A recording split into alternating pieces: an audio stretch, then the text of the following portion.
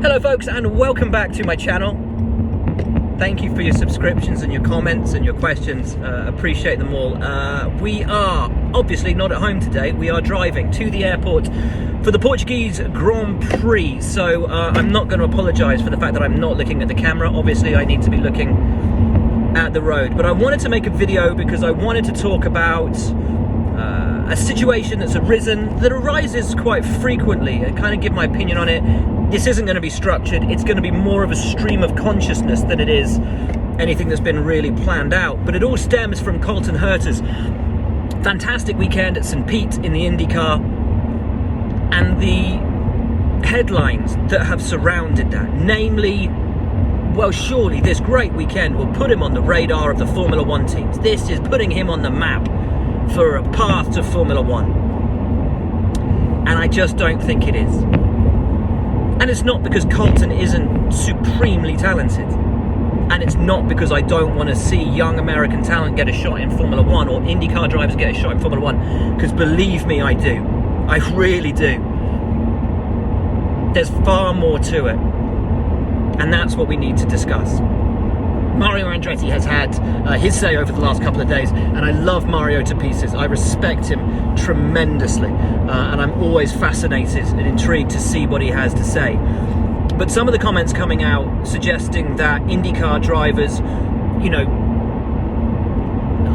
don't get super licenses isn't actually correct. Any driver from anywhere in the world can qualify for a super license so long as they amass enough points under the FIA's super license point structure. You need 40 points over 3 years. You can find online how many points you get for finishing where in which championship. Colton, as I understand it, if you look at the last 3 years, gets 39 points, so he's one shy. But because of COVID last year, the FIA made a special dispensation and said that you could pick your best 3 years from the last 4. So his Indy Lights results, allied to his IndyCar result from 2020 of finishing third in the championship, actually give him 45. So he qualifies for a super license.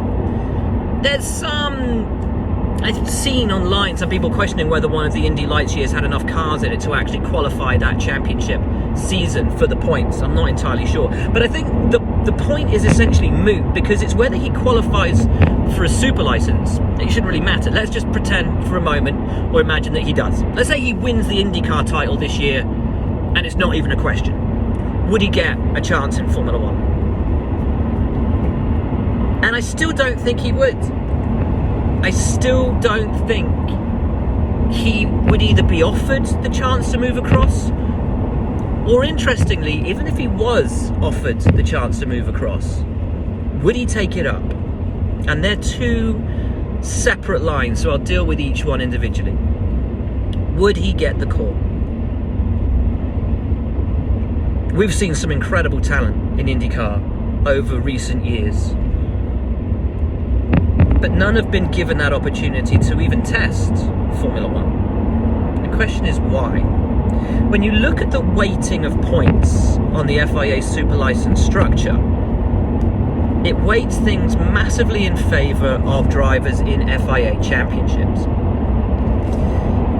If you look at Formula 2, for example, the drivers that finish in the top positions there get more points than the drivers that finish in the top positions in IndyCar. And Formula 2 is a feeder category. IndyCar is top of the pile. Why is that? Why is that weighting so heavily skewed towards FIA championships? Again, there are a number of answers for that, but the FIA will say it's because they want drivers to be of a certain level, of a certain pedigree. Even if the drivers don't come then through those FIA channels, those official FIA routes, given that their championships are weighted lower than the FIA championships, they will have had to have achieved far higher results and therefore potentially be of a higher pedigree than those who have. Therefore the question, why don't they get that shot? And I think it falls down to a number of reasons. Some might argue there's a bit of snobbishness in Formula One. And I can see that. Looking down the nose at IndyCar a little bit, it's not quite on our level. Perhaps. There's also the sheer restricted number of testing days that exist in Formula One? When are you going to have the opportunity to field an IndyCar driver? Pre-season testing's not the time. Young driver test, hands on the wheel, Buxton, potentially. But again, are you going to give that opportunity to somebody who may or may not come up to scratch when these teams already have their young drivers in their young driver programs who they want to give the opportunities to? Very often, when you look stateside, you look at drivers who are in their mid to late 20s, possibly early 30s, achieving these level of results, because it takes them the time to really get to the top of their game. Even the young talents in the field are still older than the drivers that sit on Formula One young driver programs. So that's one issue. Perhaps they're already seen as past it, because once you hit your mid-20s, you're already considered an old man in Formula One terms, rightly or wrongly. There's then also the question mark of which teams would be willing to take that risk. Can you see a Mercedes? Can you see a Ferrari taking that risk? A Red Bull taking that risk? Arguably not. Red Bull almost did with Patricio O'Ward, but when it appeared that he didn't quite have enough super license points, they backed out of it pretty quickly. Red Bull's loss, seemingly McLaren's gain, and here's where it gets interesting. Zach Brown has offered Patricio O'Ward a test for real in the McLaren F1 car should he win a race this season. As I understand it, that's not just a fun test. It's not just going to be a giggle. It's going to be to seriously assess him and his potential for a future move to McLaren in Formula One. So the chances might possibly exist for Patricio. For someone like Colton, who doesn't already have an F1 team association, those options are already limited. And when we limit those options and we look beyond the top three, we fall to our second question, which is, why would Colton Herta, why would any IndyCar driver for that matter, who's aligned with a Ganassi, a Penske, an Andretti, who can turn up at any race weekend stateside and win, why would they throw that in the bin to turn up in Formula One and drive a Williams or a Haas or an Alfa Romeo? Because with the greatest of respect to those Formula One teams, they're not turning up at race weekends with the opportunity to fight for victory.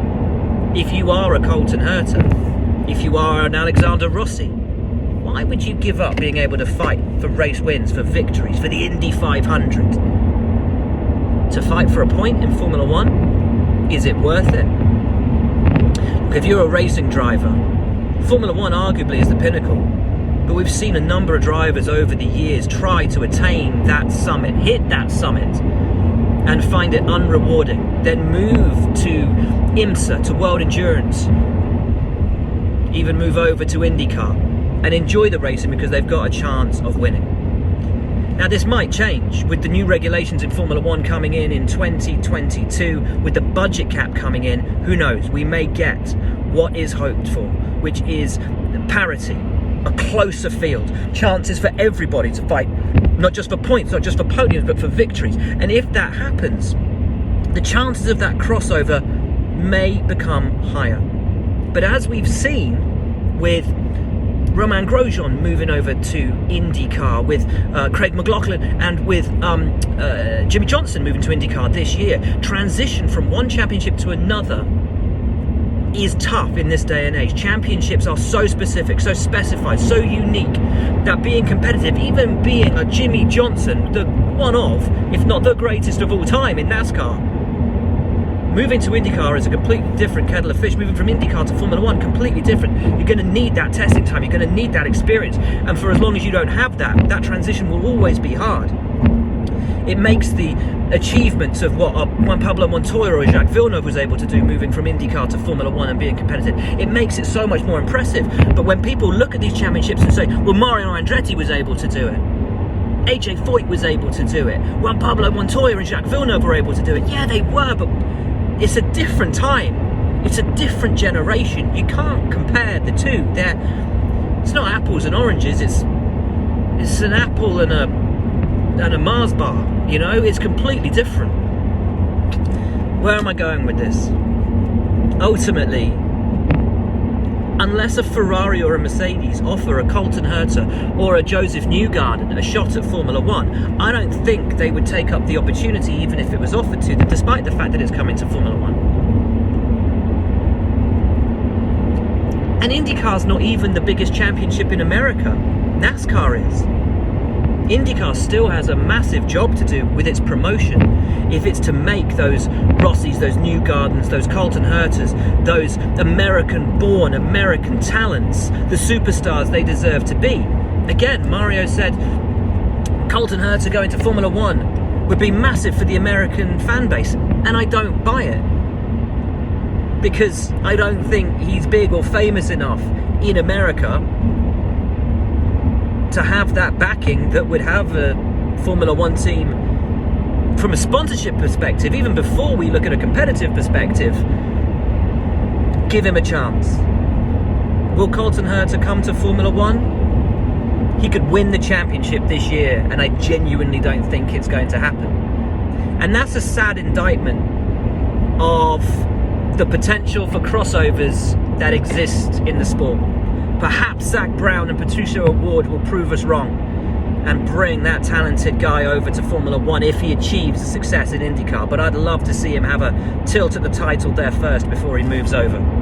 Ultimately, it's about age, it's about opportunity, perhaps a touch of snobbishness, but ultimately it's about opportunity. And we no longer exist in an era of unlimited testing. We no longer exist in an era where a driver can throw himself in over the winter to get himself accustomed to a new championship, in any championship. And that's why these crossovers, when you look at a Jimmy Johnson or a Grosjean or whoever, not immediately jumping into an IndyCar and being able to win, it shows us not only the quality of the field in IndyCar, but just how difficult a crossover for anyone at any level is, let alone a crossover to Formula One. So it's a lovely dream, it's a lovely idea, but do I think it will happen? I just don't. That's it. Sorry, it's been a bit of a stream of consciousness. Goodness me, 12 minutes of consciousness. I hope it's made some semblance of sense. I would love to see the super license rules freed up a little bit, the points given out more meritoriously to those great championships that maybe don't fall under that FIA banner, the IndyCars, the NASCARs, so that we might at some point be able to see the crossovers we all want to see, because we're all fans and we all just want to see the best drivers fighting the best drivers on the best circuits. That's what it's all about, isn't it? That's it. See you later.